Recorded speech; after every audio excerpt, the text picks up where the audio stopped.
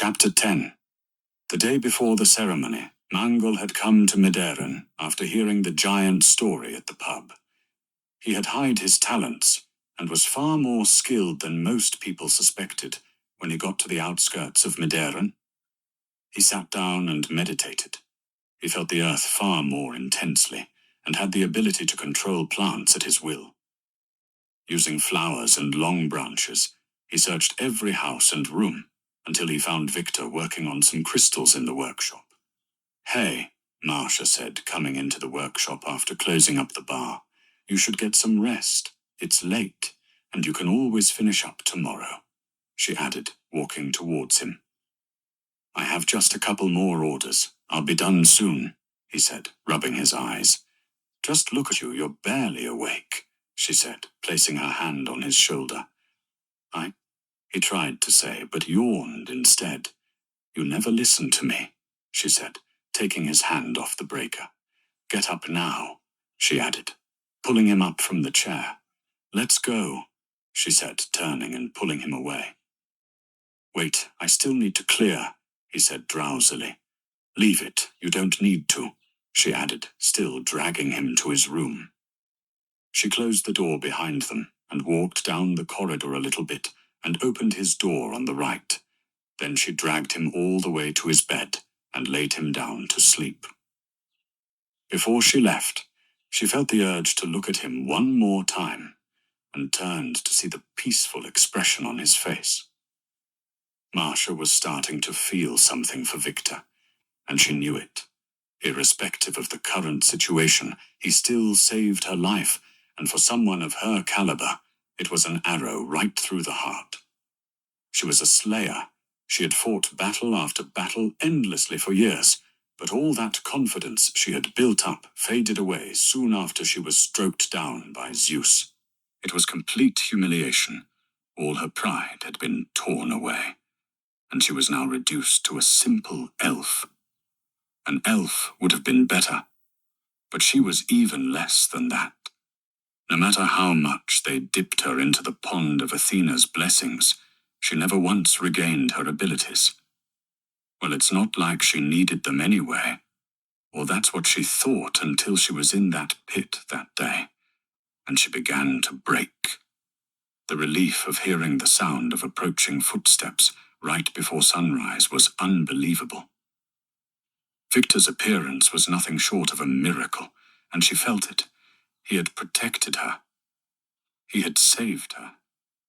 Marcia placed her hand on her chest and decided to risk it. She walked back to Victor's bed and checked to see if he was awake, but he wasn't. She then bent down a little bit, bringing her face closer to his for a moment, all the while hesitating and keeping a close look on his eyes to make sure he wouldn't wake up. As she kissed him gently, an exhilarated feeling coursed through her body. She felt such a strong connection to him and kissed him deeper, then was able to control herself and pull back. She then stood up and quickly walked out of the room. She closed the door behind her and rushed quietly to her own room. When she was in, she jumped on her bed and screamed into her pillow. She then turned and faced the ceiling and caressed her lips with her fingertips. She was in love with him. There was no use denying it. Victor, on the other hand, had woken up the moment he realized she hadn't left the room. He was going to open his eyes and ask what was wrong. But the silence felt weird. So he decided to keep his eyes closed. When she came closer to his face, he thought she might have had bad intentions for him from the start. But the moment he felt the kiss, he wasn't sure what to feel anymore. After she left and closed his door, he slowly opened his eyes and looked around the room. He felt a connection as well. Could it be love? He thought to himself, sitting up. He began to deliberate within himself whether he should get up and walk to her room, facing her head on and getting an explanation.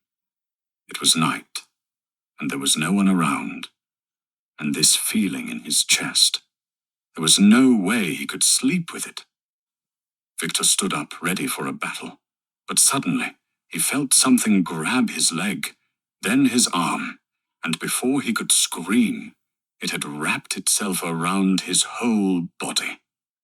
It then quietly began to drag him out through the window and into the woods.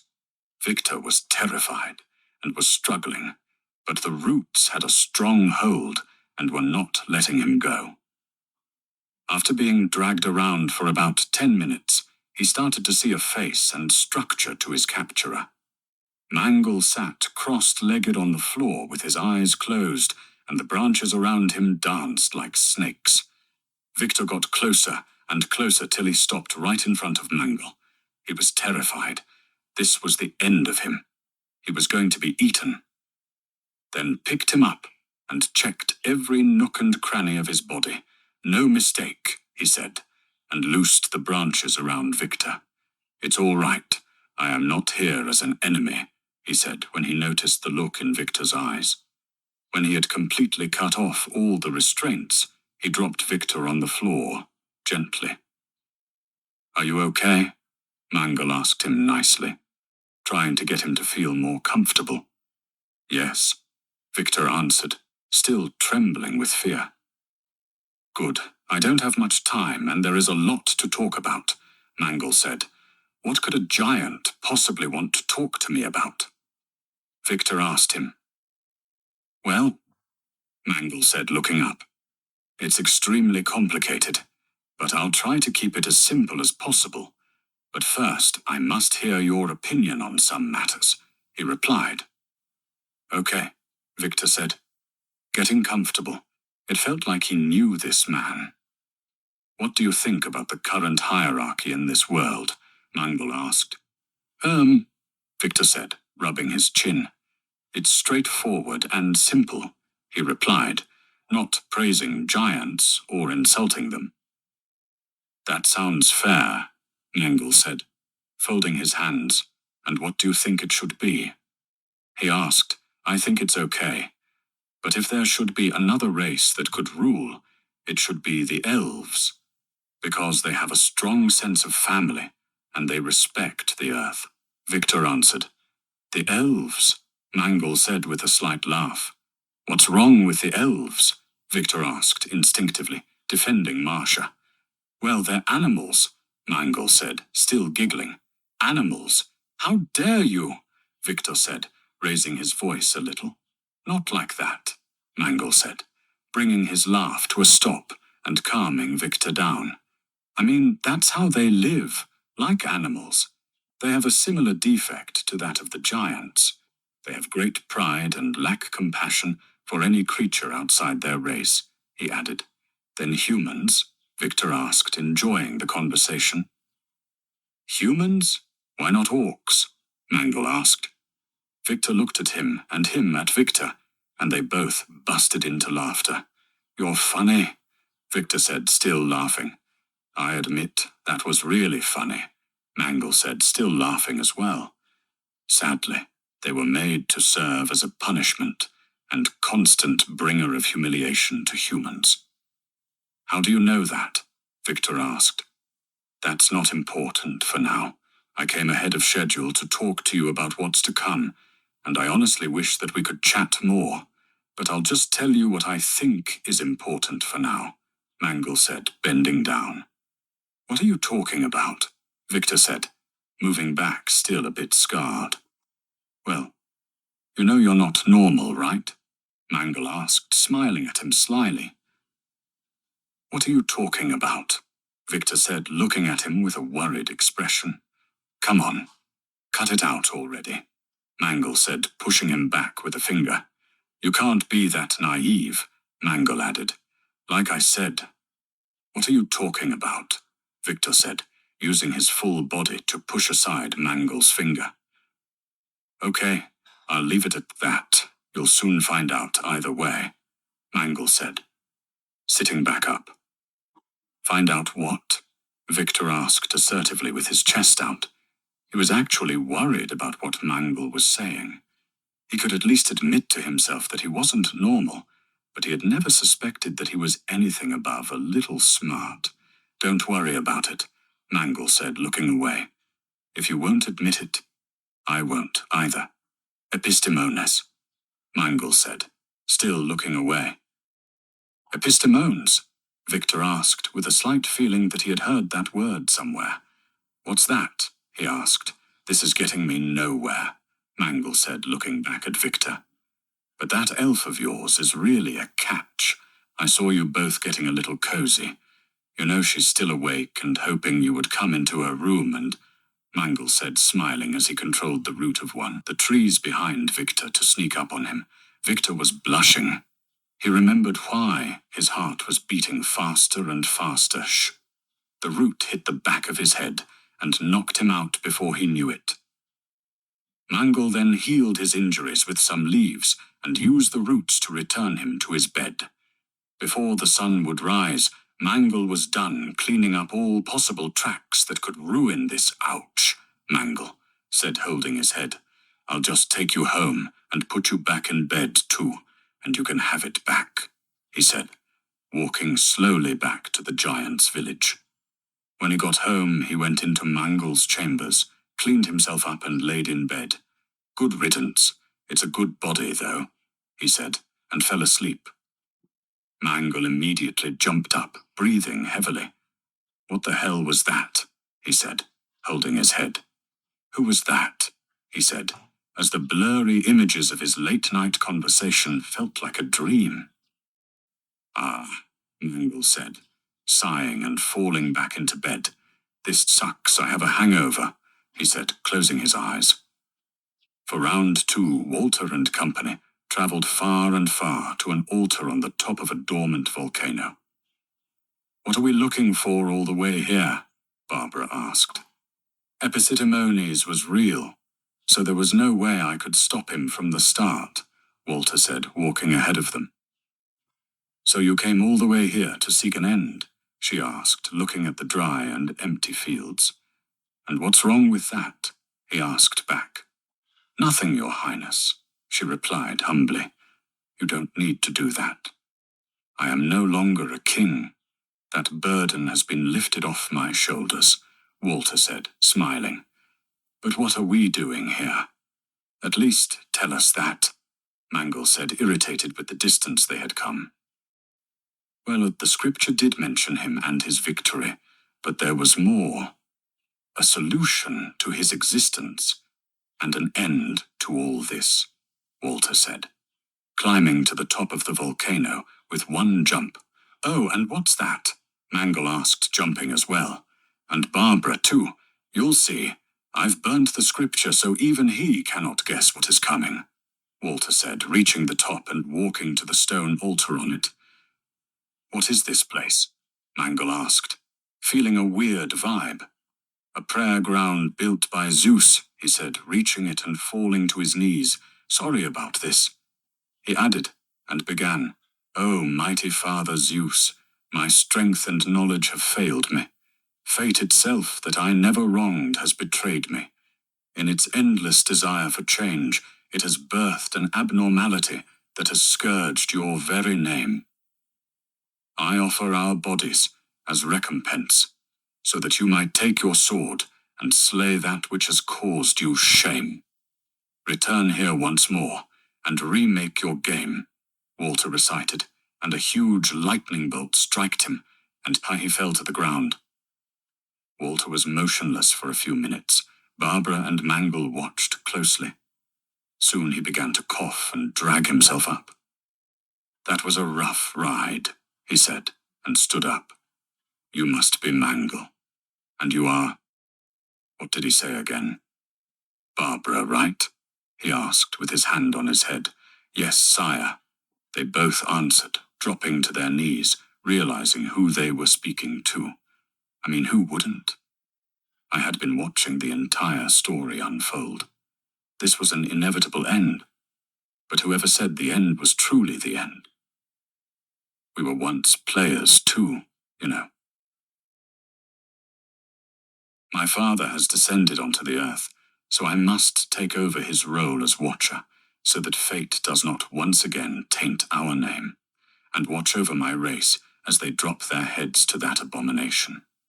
Aye, The mighty Athena shall not let this betrayal by time pass. See, as he sits upon the throne, with his conceited look at the untied races, all's good and well. But why must he be the one? Why not me? You guys come down too, Zeus yelled to the sky, and 2 more lightning bolts striked Mangle and Barbara. Are you okay, kids? He asked. Never better father, Ares said, getting up, being the obedient son in Mangle's body.